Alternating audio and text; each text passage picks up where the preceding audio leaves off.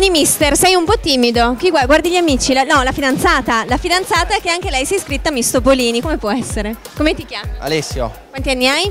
18. Il tuo numero? 28. Sei di Trieste? Sì.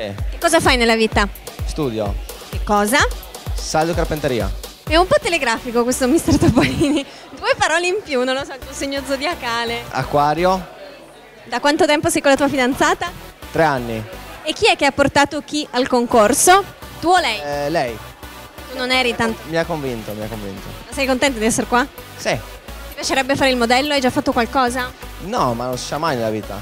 Giusto. Senti, il primo appuntamento dove l'hai portata per conquistarla? Non lo ricordo. Come non so? Io spero che lei non abbia sentito. In giro per città. Ma sei romantico? Sì. Fai il tifo per lei a Miss Topolini? Sì, certo. Spero. Senti, una tua passione, un tuo hobby, sport? Palestra, giro. Tieni in forma con la palestra? Sì, sì, sì. Vai a ballare? Qualcosa. Quando capita. Quest'estate, a parte Miss Topolini, Mister Topolini, cosa fai? Ma andrò al mare. Niente vacanze strane? Sì, forse sì, ad agosto andrò da qualche parte. Va bene, allora fai un saluto per le telecamere di Mister Topolini. Saluto tutti i miei amici e votatemi. Grazie, in bocca al lupo. Arrivederci.